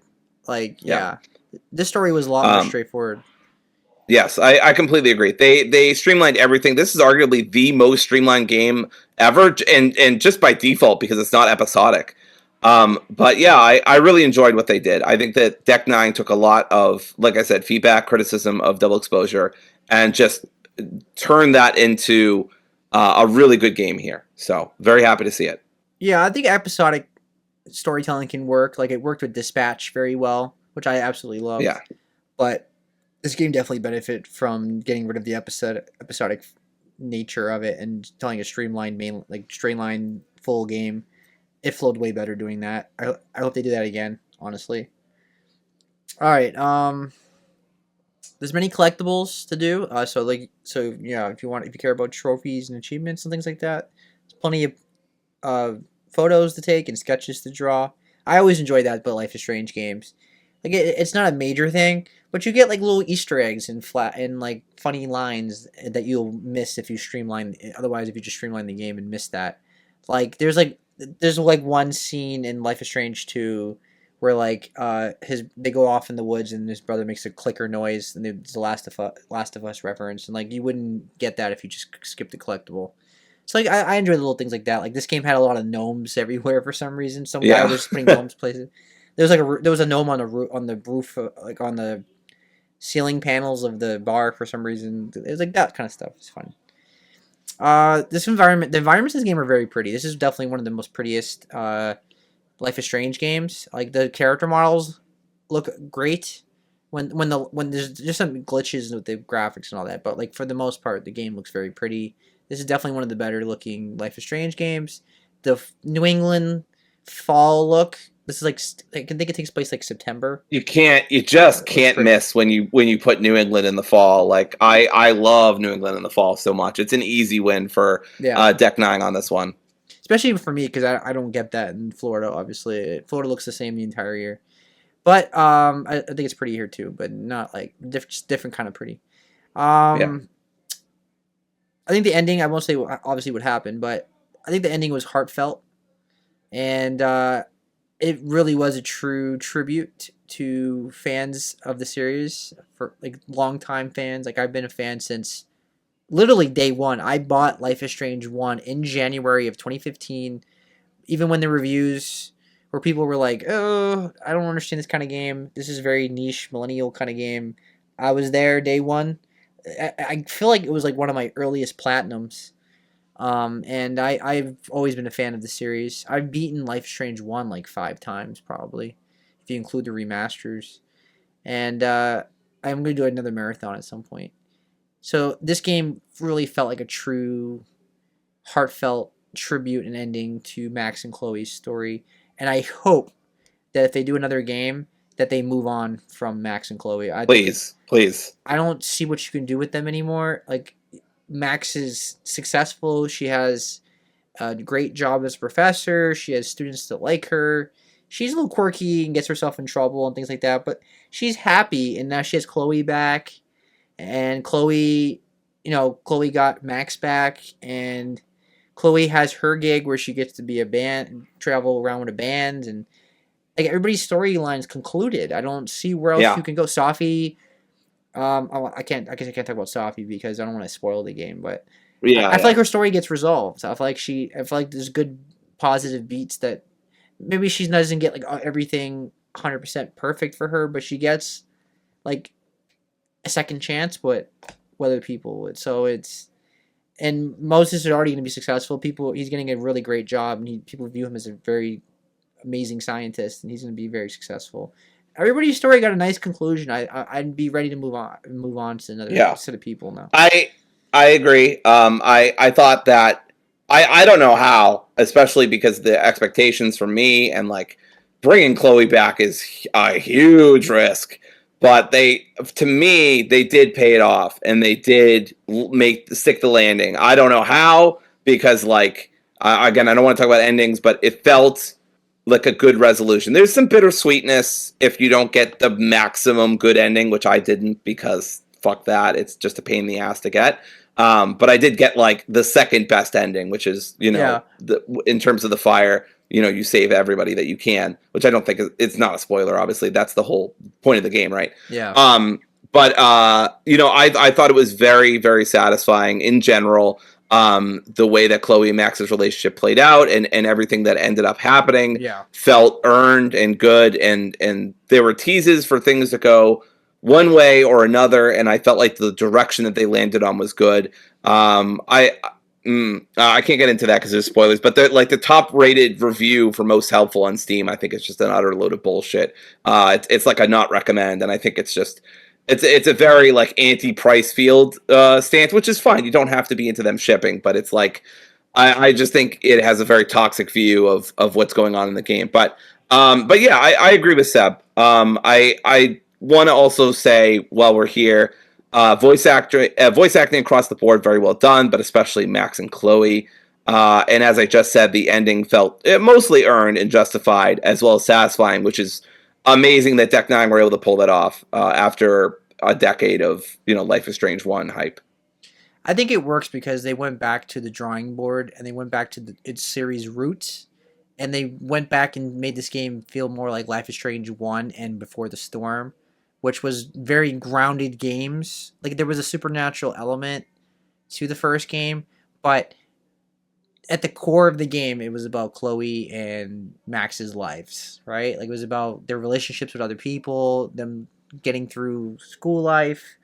This game tackles that again, right?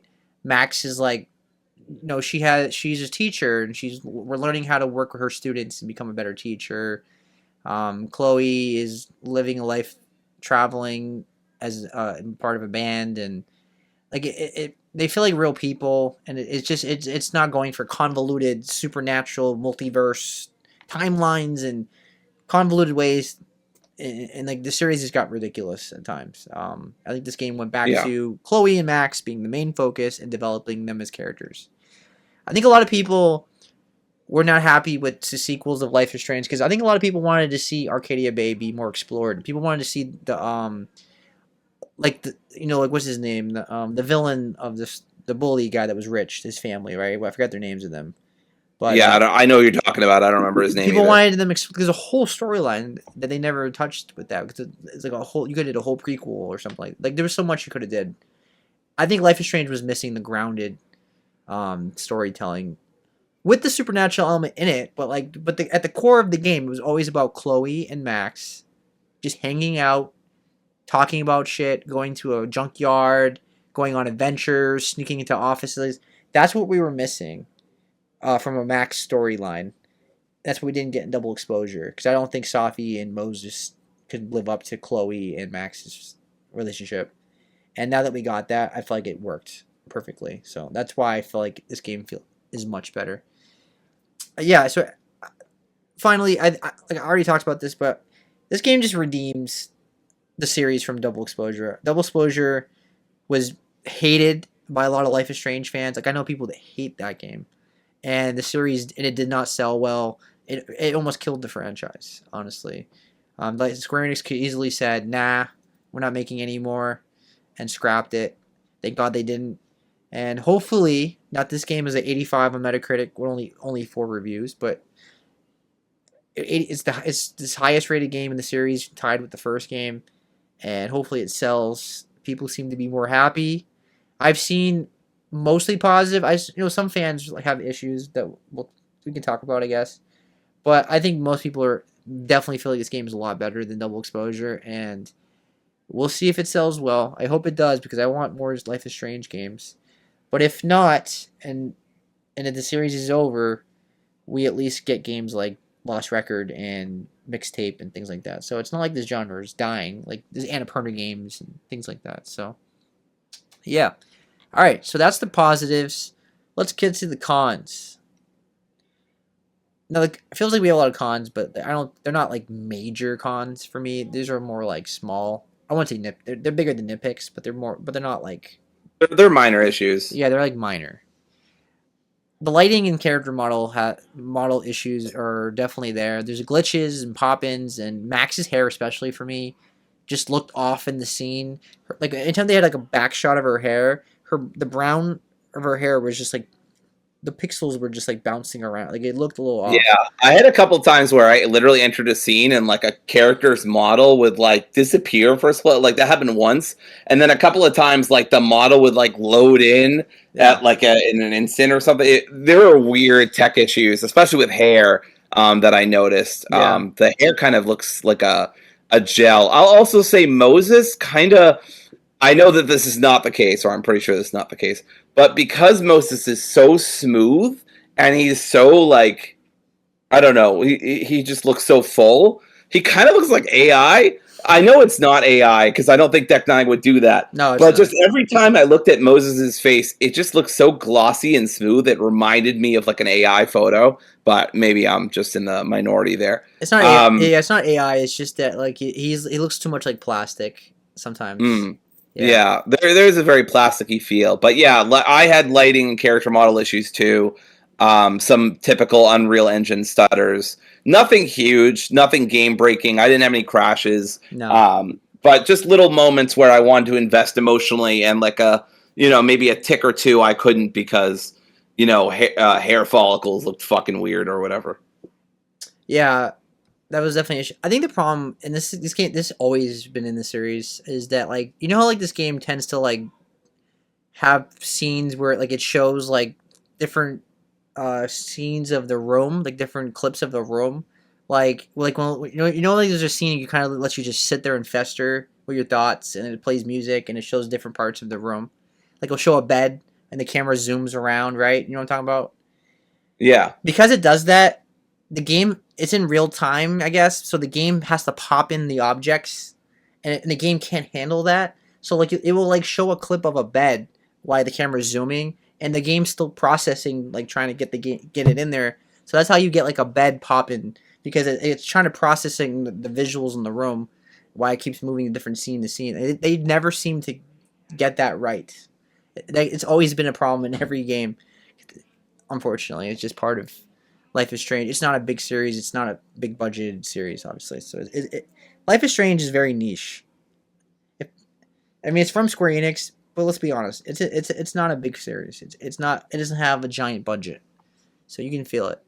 Anyway, so yeah, that's definitely one of the most consistent problems in this game. I thought there was not enough backtalk segments for Chloe. You only get to do it like maybe 3 or 4 times at most. Yeah. You get to use Max's rewind power like most of the game. But for Chloe, she didn't really get that many backtalk moments, which I actually enjoy. It's one of the cool mini games where like you have to pick the right choice. You have to like think about like you're on the fly, like you're on the spot. You have to come up with like the right move to persuade people, and yeah. But it's not. This is my note too. It's not challenging at all. There's no jeopardy. Yeah. I was really nervous at first because I was like, oh man, what if I mess this up? But if you even pay attention on a basic level to what's going on in the environment and interact with everything in a room and everybody in the set, like it's just basic information. Like what is the Caledon University mascot? Like what is this guy's username? Like it's just basic shit. It wasn't challenging at all. which is a shame. It just felt like an undercooked, underutilized mechanic. I will say the last time you use backtalk, where you have to pressure somebody into admitting something, that does require you to like do a little bit more long-term thinking because there's nothing actually in the environment that can help you. So that was more challenging, and I did have to think about it a tiny bit more, but I still ended up winning, and I still ended up like, getting through all the backtalk segments and convincing Noel. This is in the trailers, by the way, so this is not any kind of real spoiler, but convincing, for example, Noel that Chloe is a student is not hard at all. Yeah. Like, for me, it wasn't anyway. And I just had a basic understanding of the game and the characters and the environment. And I just convinced Noel very easily. Yeah, I got. And at the end, I was like, Noel, you're a security guard. How are you buying this? Also, she had a lot of like power and say for like one security guard. I'm like, is there only one security guard at this whole school? Honestly, it wouldn't surprise me, but yeah. I know it's Vermont, but come on. I mean, yeah, I've been to Vermont. I don't know. But yeah. Do you want to talk about the side characters? Yeah. So this is my biggest problem with the game. I think the writing of the side characters could have been better. Like I definitely cared for the main cast, right? Like the emotional moment at the end. People together, I really enjoyed that. Chloe, Max, Safi at times, and then Moses. I really love Moses. Was a star of this game. Moses was the GOAT. He was the rock that kept everything together. I feel like this is a character you could not have removed from the game. Because he was so central and pivotal. Right. But then you have like Amanda, who was like a major character in my game in Double Exposure. She was like Max's love interest. She would come to the house. Yep. Like, she was barely in the game. She does nothing really, and all she does is be a bartender and talk to Chloe for the most part. And then like Gregory, just kind of was Gregory the guy with the student? Was that his name or something like that? Reggie. Oh, Reggie. That was Reggie. Gregory was the teacher, or is there even a Gregory? I don't know if there was a Greg. What was the teacher's name? I don't remember, but I know the fucking prick. I know who you're talking about. The guy who's always in the bar. Yeah. So anyway, Vin was a major character in the first. Oh, not first game. The double. Barely in this game. Does really nothing. I think he has like 2 or 3 scenes. And then they make him do a major thing at the end, and I'm like, where was that? There was nothing hinting at. There was nothing. And there are some statistics to back up that it didn't even make any sense because, and I'm trying to be vague about this because I don't want to spoil, but Vin is involved in a major part of the late game, and the 66% of people did not understand that. And if like the majority of the people did not pick up what you're putting down, that is a writing problem. That's not a them issue. Exactly. I also got that wrong, and I mean he was like one of my leading suspects for this particular thing, but. It just kind of comes out of nowhere, and like once the scene happens, like it makes sense why Vin did what he did, and like I sussed it out like before, partly why he was a suspect, but it's like I shouldn't have to like, I don't know, I shouldn't have to get to that point. I should already be like, okay, it's clearly him or not clearly him, but it's just there's not enough of him in the game to really place him in a certain. Again, try to be vague. A certain action that happens late in the game, so, it just felt frustrating. Yeah, it wasn't Gregory. It was Lucas. Lucas, yeah, that fucking prick. I hate him. God, he sucks. All he did was sit at the bar and talk, and then have a podcast, and then like and then and Loretta was barely there too. I mean, she was kind of there for like a couple of important scenes, but yeah. Yeah, like see, Loretta was more of a major character as a side, like because like she would like sneak into the basement or she would work in the library. But when it came to like the climax, she had like no purpose at all. Yeah, she just suddenly appears with Reggie at one point, and it's like, girl, where the hell have you been? And then Reggie like has like this whole plot about like being part of the secret thing, and they really do nothing with it. And he does nothing. Yeah, nothing really gets resolved at the end. He serves no purpose, really, in the climax as well. So, yeah. Because this game is so streamlined, I think the side characters definitely suffer. There's, like, no exploration, really.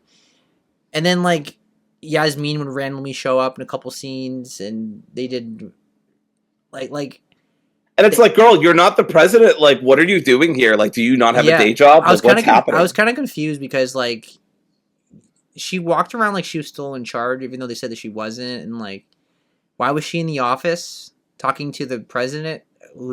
I'm like, she doesn't have any say. Am I missing something? How did she still... I think she was on the board still. Was she? Okay, but I was confused. She was on the board. I think like Owen, and then Owen was like meant to be like this villain, and they never do anything with him. He's barely in the game. No, he barely gets anything either. He's in a few scenes or whatever, but it's not really. The story really is just about Chloe and Max, and then everybody else is just kind of peripheral. Yeah, but, Owen's like whole purpose is just to be like the fake villain. Like they obviously he's like the obvious choice. Everybody hates him, and it's like, is he really the villain? This is a little bit of spoiler, but like he was an obvious like fake out. Like they really did nothing with his character. Like, his whole role was just to be an asshole. Yeah, honestly, and he really was too. Even at the end of the game, he's like, Max, you're a better person than a teacher. And I'm like, bro, like, what the fuck? That is so uncalled for. Like, she's trying to be nice to you. You're such a piece of shit. One of my favorite lines from the game is you sneak into his office. And you go onto his laptop, and I swear this will be the only time I ever use AI. But they force you to interact with his fucking AI chatbot. Yeah. And Max is like, this guy is trying to be relatable by getting an AI chatbot, and she's like, this fucking guy. I'm like, this fucking guy. But anyway, back to the cons. Let's see. What are so the pace of the story was the next thing, I think. Yeah, the pace of the story is really... It kind of ties into what I was saying already. The pace of the story is really fast, so you don't only get to explore... Like I said, this game only has, like, 4 set pieces. They reused a lot of assets. I mean, that's the reason they were able to bring this out so soon after Double Exposure. Is it all takes place on Caldon University. There's almost no new... there's a couple of new locations, but most of it is reusing which, to be clear, I don't have a huge problem with because it makes it easier on the devs. And although it is a little repetitive, it is still a nice time of year, so it's very pretty. And it is completely different in terms of characters and writing and story. So, like, I don't have a huge issue with it. But obviously, I would have preferred Life is Strange being anthology to begin with instead of going back to Max. But that's a whole nother issue. Yeah. Some of the post-credit endings felt very harsh, randomly, after the ending already hit. Like, there was an ending, and then there's, like, a post-credit ending. And the post-credit ending is, like, the real ending. And some of it, like, very negative, out of nowhere. Like, it really just doesn't work for me. It harshed my vibe. I loved the way it... And this is what I was talking about. Again, we'll be vague, but I was very happy with how it happened until the credits, and then after the credits, a couple of, like, basically Fallout New Vegas-esque slideshow goes up. I guess Life is Strange has always done this too, but like, it basically appears, and it's like, you probably have fucked up because... I'll get into this. This is like one of my major problems with the game. The game encourages you to use Max's rewind powers and like encourages you to perfect conversations, but you actually shouldn't do that because you get a worse ending if you do that. I saved everybody. I put in that extra effort to go back, go through a bunch of conversations I'd already gone through before, which I couldn't even skip half the time, which was very annoying, by the way, and cutscenes I couldn't skip, which was also very annoying. And I saved everybody. And the game's still like, nah, not good enough. You rewinded too often when talking to people, so Max would just go back anyway to make things better. And I'm like, that's such fucking bullshit. Also, like, yeah. It was super frustrating to me. Go ahead with what you were saying. I also don't get it because I didn't rewind that much, and I only rewinded when I had to because you had to do that to progress. So I'm kind of confused how you can not rewind, because there's some points you have to rewind in order to like get the real answer. Get the real answer. Yeah. So I don't know. I don't understand. Like I said, your ending partially depends on how many times you've rewinded, but it feels like a cheap trick. It feels like the game's like, but it was actually, you shouldn't have done that, you dummy. I also want to talk about going back to get achievements, or the best ending could be a pain. Some of the cutscenes and dialogue you can't skip, and it's frustrating. I'm really not sure why at this fucking point Deck 9 is not making this easier for achievement hunters or for people who simply want to replay the game, because there's just like all you have to do is skip, and like sometimes it's great because when you've rewound time and you're trying to do the conversation over again. It's like, you just press spacebar, and you get back to that point very quickly. It's satisfying. But when you replay a scene, it's frustrating because there's just conversations you can't skip, and there are cutscenes you can't skip. And you'll be frantically pressing the spacebar button or clicking the mouse, and the game's like, nope, you can't fast forward here. And I'm like, why would I want to replay your game if that's the way it works? But anyway, I also don't like that the game still... I might be a little spoiled here because I'm playing Pillars of Eternity right now. But the game still relies on autosaves and chapter reloads and scene reloads instead of being able to autosave or manually save anywhere. It's not a huge deal. This is more of a nitpick. But it was a little frustrating because I messed up once or twice and realized it and like restarted something, and I was like, I lost some progress or whatever. Not a huge deal, but and then more of a major criticism, some late game decisions, story moments, which we've already touched on a little bit. Just kind of frustrating or didn't feel ideal. There's something they do with Moses towards the end of the game that just felt out of character to me. I don't feel like Moses would have done that, and he's like the GOAT and amazing the whole time, and then he just does this kind of, I'm not going to lie, kind of slimy thing to Chloe and Max right at the end. And I just didn't like it. And it felt unnecessary, and it felt like it didn't need to be there. It felt like they were trying to do a one more thing kind of stinger for drama. And I'm like, you don't need that. The fire is what the fire is, and we're done with it. We can just have Chloe and Max be fucking happy for 5 seconds. I'm all in on the queer melodrama, whether they're together or not. It's still a queer melodrama, right? But like, God, like, let them be happy. It's for 5 seconds, it's like a Peter Parker problem, I guess, because it's kind of like, let the man smile for 5 seconds, then we can go back to him being miserable. But yeah, I think that's about it, though. Yeah, I mean, at this point, Max has suffered enough. Can you just give her a happy ending? And no one's life is perfect or anything, but like, Max has been through enough. Like, she doesn't need constant, like, she's not Peter Parker. And it's like the effort is just not worth it. In my opinion, the effort is not worth it to get that slideshow. I looked at what the slideshow is, and it's very nice, but it's not worth going back through the whole game, because I'd have to go back through the whole game, make sure I don't rewind conversations like ever, just to be out of abundance of safety, or always pick the most optimal conversation. It's just too stringent. It's too stringent.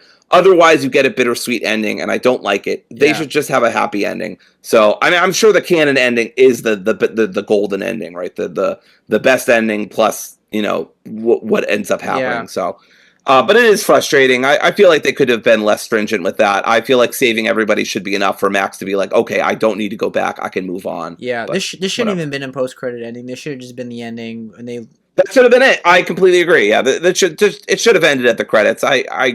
This whole fucking MCU thing of doing something after the credits just bothers me now. We don't need to always do that. I get what they were going for, and like they kind of did like that storyline with like Silent Hill 2, like James never learns his lesson kind of thing. But like, yeah, it wasn't needed in this storyline. It just wasn't. I agree. Yeah. So overall, this it does a good storyline, good dialogue. I had a great time with it. I love the music. The soundtrack. God, we haven't even talked about the soundtrack. The soundtrack's 10 out of 10. It's a Life is Strange game. If you're not on board, get the fuck out. I was complaining at the beginning of the game that they didn't, this is a pro obviously, that they didn't bring Daughter back from Before the Storm, but they did bring Daughter back during a specific scene where I just cried my eyes out. I cried like 4 or 5 times to this game, I should say. I meant to mention that earlier. But loved it. I a lot of tearing up. I didn't like full on sob or anything, but a lot of tearing up, and obviously the ending hit me right in the feels too. Just very well done. But the soundtrack is beautiful. It's amazing. Holly Humberstone, or I forget her name, does a really great job with the main theme of the game, which is Let the Embers Fall, or I can't remember exactly what it's called. But it's all about fire. Really great soundtrack. Everything was very Life is Strange-ish. That was arguably the best part of the game, but that's just because how good the soundtrack has always been for Life is Strange. Yeah, so I can't go too deep in my pros and cons because I'd be going to spoiler territory, so that's why we're like walking on eggshells basically. Yeah. Tightrope. But this game has so many positives. It fixed most of my problems with double exposure, and this is one of the best Life is Strange games. and to me, it's tied like score wise with the first game, 8.5 out of 10. I think this is a really good game. I'm not sure it's gonna be my top 10 by the end of the year just because there's so many good games this year. But yeah, as of now, it's in my top 10, and obviously it's for not sure. it's only almost April, but March, almost April. Yeah. so like it's not saying much, but I was very happy with this game, and I'm very satisfied, and I just hope this is Max's ending and Chloe's ending. Don't go anywhere near it anymore. We're done. Yeah, please. I'm We're not. good. In my head, the post credit scene doesn't even happen. It's just the credits. They live happily ever Agreed. after. Yep. And then we move on, and we go on to someone else now. Yes, please. I will say, I don't know that Square / Deck Nine is going to make another Life is Strange game. This really feels like a love letter to the series. It feels like a goodbye in a sense, and I wouldn't be surprised because Deck Nine unfortunately went through some layoffs recently and lost a lot of their staff. I wouldn't be surprised if there's just not going to be another Life is Strange game, which would be fucking devastating. But if that's the case, hey, we've got a lot of great games to always replay. We've got a lot of great memories, of course.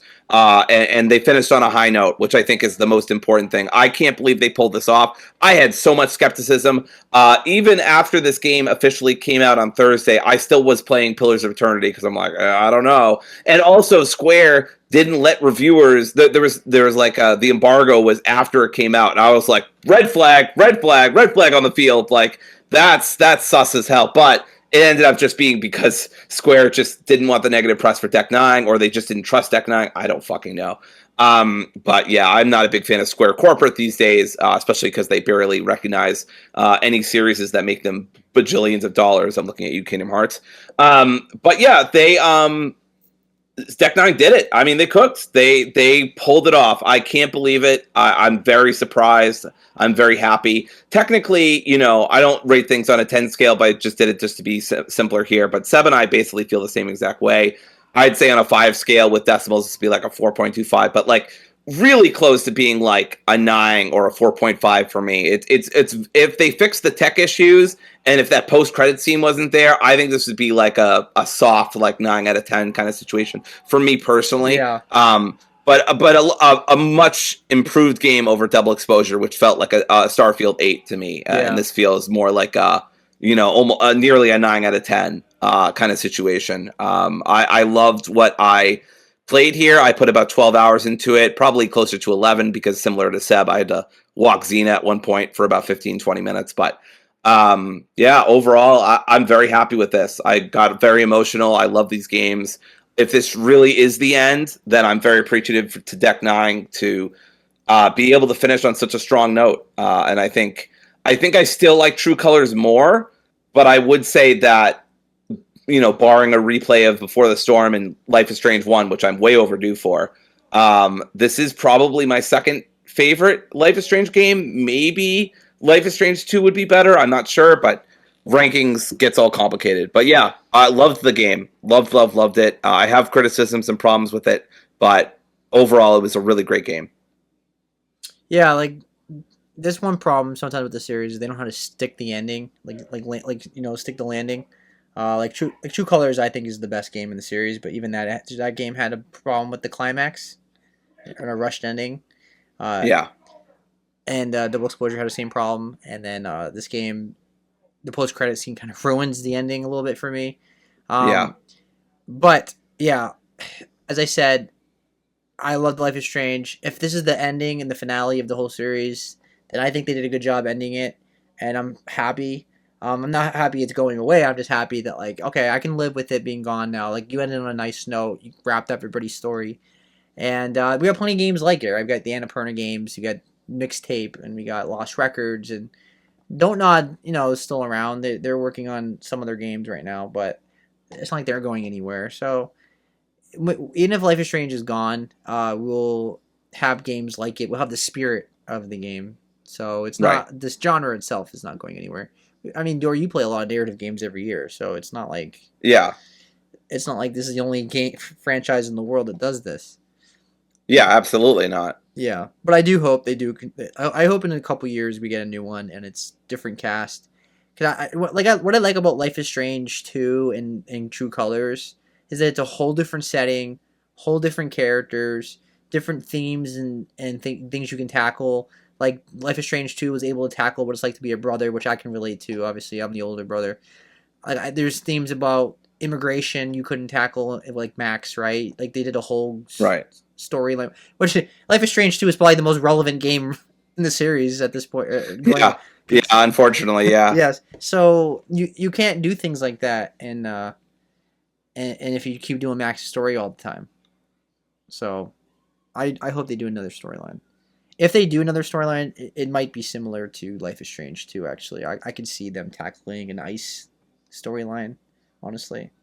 But we'll see. Maybe it'd be too on the nose. I don't know. All right, that's that. We'll see what we talk about next week. I think that's one of our longest review discussions ever. We went for almost an hour talking about that. Yeah, that's like almost a spoiler cast. And it probably there was a point where I was going to be like, you know what? From this point on, we'll just do a spoiler cast. but I was like, nah. But I don't think people want to like hear a spoiler next to the review. So yeah, and I mean, yeah, and it just came out too. So I'd want to wait a week or two before doing that. But yeah, yeah. So that's why we didn't do that. All right, we'll see what comes out next week. And what we're going to talk about. April is pretty stacked. And yeah, April's got a lot. April's got Replaced. It's got Pragmata. People of Note is coming out very soon. That's 3 games off the top of my head that I'm interested in. I would have to. I can't remember. Remember anything else. Yeah. But yeah, very interested in Pragmata. Mouse PI is coming out too. The game that's been coming out for a million years. It feels like. Yep. So that'll be exciting. Those are the big ones for the most part.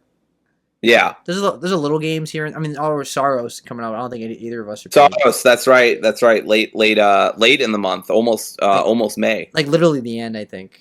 The 30th. Yeah. Yep. But yeah, there's a lot of indie games next month more than anything else. Pragmata is probably I'm very excited for Mouse PI and Replaced. I think those are my 2, and People of Note. I think those are my 3. I think Replaced is like the biggest one, and then Mouse PI. But yeah, Pragmata is probably the big game of the month, I would say. Yeah. Hopefully that lives up to the hype.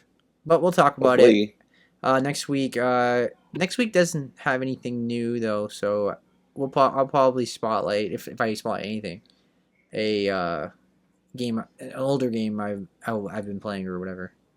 Sure. Yeah, I've been playing Pillars of Eternity, so I'm almost certainly going to spotlight that, and I've been really enjoying it.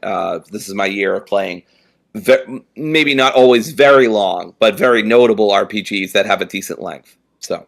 Yeah. All right. You have a good night, Dory. Thanks for joining me. Take care, everybody, and peace. Bye, everybody. Just use your rewind powers, and then you're able to listen to the whole podcast over again. Bye.